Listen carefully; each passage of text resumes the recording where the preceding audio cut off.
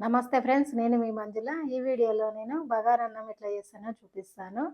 మా పిల్లలైతే ఇష్టంగా తింటారు ఈ బగారన్నము. సండే వచ్చిన, హాలిడేస్‌లో ఉన్న పిల్లలు ఇంటికాడ ఉన్నప్పుడు ఎక్కువ బిర్యానీ అడుగుతుంటారు కదా! మా ఇంట్లో అయితే బిర్యానీ కాకపోయినా కానీ కనీసం బగారన్నం అయినా చేస్తే మా పిల్లలు ఇష్టంగా తింటారు. వెజ్‌లోకైనా బావుంటది, నాన్ వెజ్‌లోకైనా బావుంటది. నేను ఇక్కడ ఎగ్ కర్రీ చేసిన. ఎగ్ కర్రీ వీడియో చేయలేదు కానీ బగారన్నం ఒకటి చూపిస్తాను. బగారన్నం కోసం ముందుగా నార్మల్ రైసే తీసుకున్నా నేను. ఒక గిన్నెతోని కొలత పెట్టుకొని గిన్నెడు తీసుకున్నాను. ఇది కడిగి నానబెట్టి ఒక అర్ధగంట సేపు నాననివ్వాలి. అర్ధగంట తర్వాత పుదీనా ఆకులు, కొత్తిమీర ఆకులు, ఒక 4 పచ్చిమిర్చి మిక్సీ గిన్నెలో వేసి కొన్ని వాటర్ పోసి మెత్తగా మిక్సీ పట్టుకొని పక్కన పెట్టుకోవాలి. ఏ గిన్నెలో అయితే బగారన్నం చేస్తామో పొయ్యి మీద ఆ గిన్నె పెట్టి ఒక 2 స్పూన్ల వరకు పల్లి నూనె వేస్తున్నాను నేను ఇక్కడ. మీరు పల్లి నూనె బదులుగా నెయ్యి అయినా వేసుకోవచ్చు. పల్లి నూనె టేస్ట్ బాగుంటుంది బగారన్నానికి అని పల్లి నూనె వేసిన. ఇందులోకి బిర్యానీ మసాలాలు వేసుకోవాలి. నేను ఇక్కడ 3/4 కేజీ వరకు రైస్ తీసుకున్నాను ఈ బగారన్నానికి. ఆ రైస్కి మసాలాలు కరెక్ట్గా సరిపోతాయి. ఒక ఉల్లిగడ్డని పొడుగ్గా కట్ చేసి వేసేయాలి. ఈ ఉల్లిగడ్డని దూరగా అయ్యేంత వరకు ఫ్రై చేసుకోవాలి. బగారన్నమే కదా మాకు చేయరాదా అని మాత్రం అనుకోకండి. లాస్ట్ వరకు చూసి మీకు నచ్చితే మీరు కూడా ట్రై చేయండి. ఇప్పుడు దీంట్లోకి ఒక క్యారెట్ని కట్ చేసి పెట్టిన ముక్కలు వేస్తున్నాను. ఒక ఆలుని కట్ చేసి పెట్టిన ముక్కలు వేస్తున్నాను.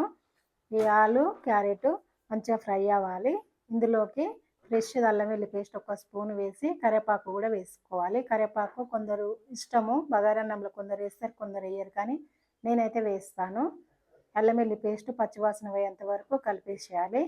కలిపిన తర్వాత మనం ముందు మిక్సీ పట్టి పెట్టినాం కదా కొత్తిమీర, పుదీనా, పచ్చిమిర్చి, వాటిని ఇందులో పోసేసుకోవాలి.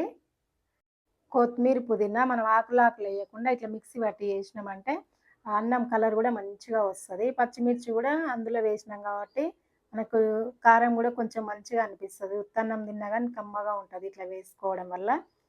ఇవి పచ్చివాసన పోయేంత వరకు ఫ్రై చేసుకోవాలి. ఇందులోకి ఎసరు కోసము నేను ఒక గిన్నె బియ్యం తీసుకున్నాను కదా, అదే గిన్నెతో నిండుగా ఒకటి తీసుకుంటున్నాను. 3/4 గిన్నె ఇంకోటి తీసుకుంటా. పాత బియ్యం ఇవి. నేను గిన్నెలో వండుతున్నా కాబట్టి 2 గిన్నెలు పోస్తున్నాను. కుక్కర్లో ఉండే వాళ్ళైతేనేమో గిన్నెన్నర కరెక్ట్గా సరిపోతాయి. కుక్కర్లో కొంచెం తక్కువ గుంజుతాయి వాటరు. ఇట్లా పోసేసుకోవాలి. ఒక గిన్నె నిండుగా పోసినా కదా, ఇవి 3/4 గిన్నె వరకు పోస్తున్నాను. ఈ వాటరు ఆ బియ్యానికి కరెక్ట్గా సరిపోతాయి. దీంట్లోకి రుచికి సరిపడంత రాళ్ళుప్పు వేసేసుకొని కలిపి మూత పెట్టి వాటర్ని మంచిగా మరగనివ్వాలి. మరిగిన తర్వాత మనం నానబెట్టిన బియ్యం ఉన్నాయి కదా, అవి అందులో ఉన్న వాటర్ మొత్తం వంపేసి ఈ మరుగుతున్న ఎసట్లో బియ్యం వేసేసుకోవాలి. ఇప్పుడు బిర్యానీలు అని ఎక్కువ తింటున్నారు కానీ మేము చిన్నగా ఉన్నప్పుడైతే మా అమ్మ పండుగలు వచ్చినా, సండేలు వచ్చినా కానీ బగారన్నం చేసి సపరేట్గా మటన్ అయినా చికెన్ అయినా వండుతుండేది, బాగుండేది. నేను కూడా అదే ఫాలో అవుతా. కానీ మా పిల్లలకు బిర్యానీ అంటే చాలా ఇష్టపడుతున్నారు.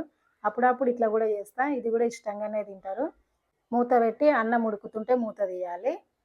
మూత తీసిన తర్వాత అందులో ఉన్న ఎసరు మొత్తం గుంజినాక అన్నాన్ని మంచిగా కింది నుంచి పైకి ఇట్లా కలిపేసేయాలి. ఇట్లా కలపడం వల్ల కింద ఏమన్నా ఎసరు ఎక్కువ ఉన్నా కానీ ఇట్లా పైకి వచ్చేస్తుంది. అన్నాన్ని మొత్తం సమానమని మూత పెట్టి మంట చిన్నగా పెట్టి ఒక 5 నిమిషాలు మంచిగా దమ్ముకు తిననివ్వాలి.